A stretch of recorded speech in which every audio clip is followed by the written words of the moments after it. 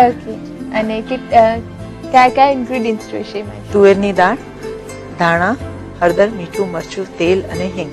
Okay. કેટલા દિવસ સારી રહે છે? જે મેઇન પોઈન્ટ છે. મેઇન પોઈન્ટ છે. આ લગભગ 5-6 દિવસ સુધી કંઈ જ નથી થતું. ઓકે, તો ચાલો ફટાફટ મુછરી શીખવી લઈએ. શ્યોર. આપણે ગેસ ઓન કરીને પહેલા તેલ મૂકી દઈશું ગરમ થવા. અચ્છા. આમાં લગભગ આપણે 200 ગ્રામ દાળનું કરીએ છીએ એટલે 5 થી 6 ટેબલ સ્પૂન તેલ લઈએ છીએ કેમ કે એને શેલો ફ્રાય કરવાનું છે. જેમ તમે કહ્યું કે આંબલીનો જે ભાત હતો એ તમે લંચ ટાઈમમાં પ્રિપેર કરી શકો, એટલે ટ્રાવેલિંગ માટે નીકળ્યા હોય ને 8 કલાકમાં તમારે એને ઉપયોગ કરી લેવાનો હોય. મુછરીમાં શું છે, ક્યારે લેતા? આ ટી ટાઈમ આપણે લઈ શકીએ. ઓકે. અને 5-6 દિવસ સુધી સારી રહે છે, એટલે એમાં તો કંઈ છે કંઈ જ નહીં. પણ પર્ટિક્યુલર ટી ટાઈમમાં સારી લાગે? બહુ સારી લાગે. ચા બેઝિકલી અને કઢી સાથે સર્વ કરવામાં આવતી હોય છે. કઢી સાથે? જેમાં આપણે કહીએ કે ઢોકળા હોય તો રસ ને ઢોકળાનું એક કોમ્બિનેશન હોય છે, ત્યાં મુઠરી સાથે કઢી સર્વ કરતા હોય છે. ઓકે. અને સાંજે જમવામાં હોય. અચ્છા. એટલે આપણે એવું સિલેક્ટ કર્યું કે ચા સાથે નાસ્તામાં લઈ શકાય ચાલે અને પેટને પણ હેવી કરે. હા. ઓકે. એક બાઉલ લઈએ. તુવેરની દાળ છે. તુવેરની દાળને 200 ગ્રામ મેં દાળ લીધી હતી અને 5 થી 6 કલાક પલાળી દીધી. અને એને ક્રશ કરતી વખત બહુ ધ્યાન રાખવાનું, એકદમ ઓછા પાણીમાં, બને ત્યાં સુધી ના યુઝ કરો એવું ધ્યાનમાં રાખીને પાણી લઈને ક્રશ કરવાનું. બને એટલી ડ્રાય ઘટ્ટ જ રહેવું જોઈએ, જે પલ્પ છે. પણ એકદમ સ્મૂથ પેસ્ટ તૈયાર કરવાની. ઓકે. પહેલા આખા ધાણા લઈએ છે, 1 થી 1.25 ચમચી જેટલું લેવાનું. એને હાથે મસળીને માં ધાણાનો જ ટેસ્ટ વધારે સારો લાગે. અચ્છા. 5 ચમચી હિંગ, સ્વાદ અનુસાર મીઠું, 5 ચમચી હળદર, 1 થી 1.25 ચમચી જેટલી લાલ મરચું. કામિની બેન, આપણે આ પલ્પ જો ઢીલો થઈ જાય તો એના માટે શું કરવાનું? ખાસ તો 2 વસ્તુ ધ્યાનમાં રાખવાની હોય.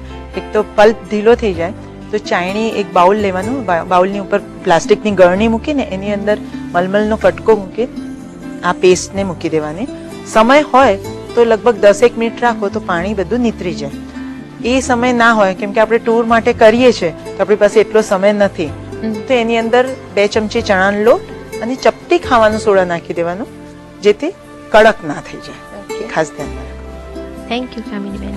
હવે આપણે મિક્સ કરી દઈએ ને થોડું મિક્સ કરી થોડું ફીણી લેવાનું. ઓકે. જેથી સોફ્ટ થઈ જાય.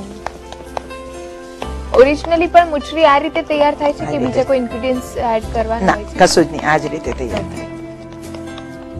તેલ ગરમ થઈ ગયું છે, હાથે જ એના નાના નાના ગોળા જેવું કરી દેવાનું. ઓકે. ગોળ બનાવીએ છીએ આવી રીતે? અને તેલ થોડું જ મૂકવાનું છે? થોડુંક જ મૂકવાનું.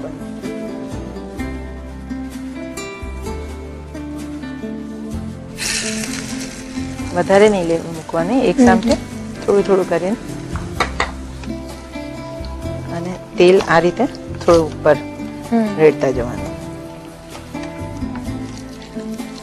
જે થઈ ગઈ હોય એને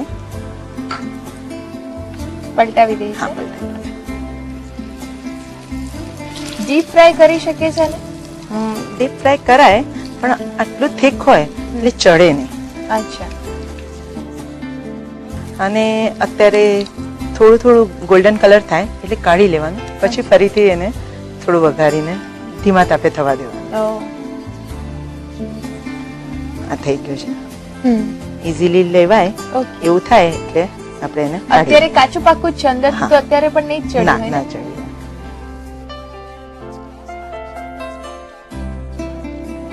આ રીતે તૈયાર કર્યા પછી ફરીથી વઘારીશું. ઓકે. એમાં કઢાઈમાં તેલ મૂક્યું છે અને તેલ લઈને પછી એને આખે ગ્રીસ કરી દેવાની કઢાઈ. કેટલું લઈએ છે તેલ? લગભગ 2 ચમચી જેટલું. ઓકે. તેલ ગરમ થાય ત્યારે એની અંદર 5 ચમચી હિંગ લઈએ છે. ઓકે. એકવાર થઈ જાય એટલે પછી આ રીતે સેપરેટ વઘાર કરીને ફરી કરીએ છે? જે તૈયાર મૂઠડી છે એની અંદર મૂકી દઈશું અને અત્યારે થોડું એકવાર હલાવીને એકદમ સ્લો ગેસ પર અને 5 થી 7 મિનિટ થવા દઈશું. ઓકે. અંદરથી ચડી જવું જોઈએ એ ખાસ ધ્યાનમાં રાખવાનું. અચ્છા, ઢાંકી છે ને? હા, ઢાંકી દઈશું. વચ્ચે વચ્ચે 1-2 વાર હલાવી લેવાનું. ઓકે. 2 થી 3 મિનિટ થઈ ગઈ છે, એકવાર ફેરવી લઈએ. હવે જે ફેરવીએ તો તૂટવાનો સહેજે ભય ના રહે, કારણ કે એને આપણે એકવાર શેકી લીધેલું છે, મતલબ ઉપરથી એકદમ ક્રિસ્પી થઈ ગયું છે. થઈ ગયું છે. જે છે હવે અંદરથી એને ચડવવાનું છે. તું જોઈ શકે છે જેટલું સોફ્ટ હોય એટલે અંદરથી આમ જેમ મુઠિયા સોફ્ટ હોય તો ફાટે એ રીતે આ ફાટે, ઓકે. ફૂલીને એકદમ થોડી ક્રેક પડી જાય સોફ્ટનેસ ના લીધે.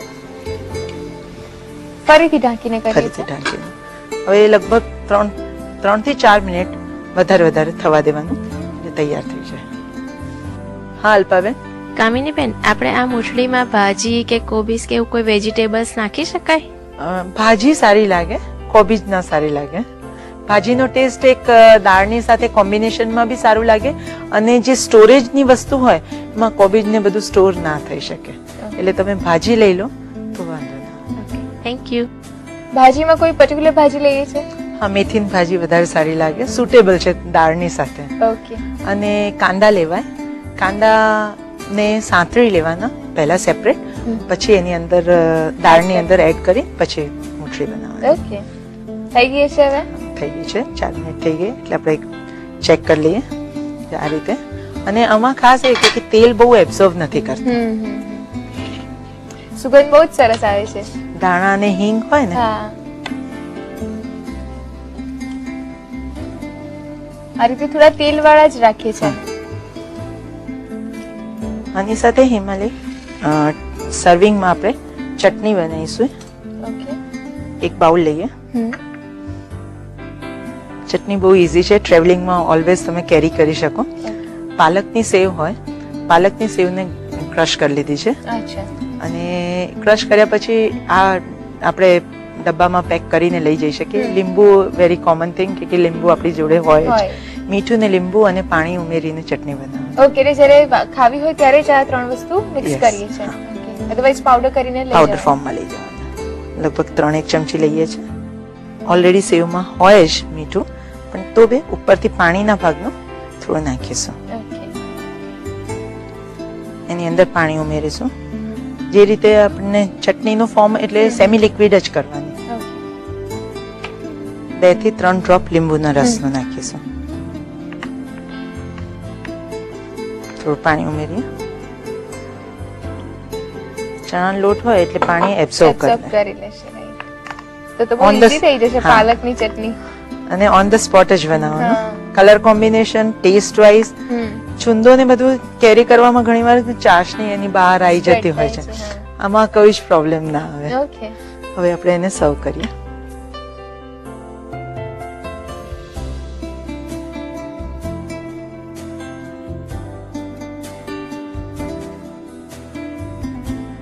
મૂઠડી તૈયાર છે.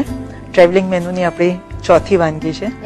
એને ચા, કોફી અથવા કોલ્ડ ડ્રિંક સાથે સર્વ કરી શકીએ. નોર્મલી આપણે બાય રોડ જતા હોય તો 4-5 વાગે ઊભા રહીને આપણે ઉભા રહીએ, એમ થાય કે ચા પીએ, એની સાથે આપણે સર્વ કરી શકીએ.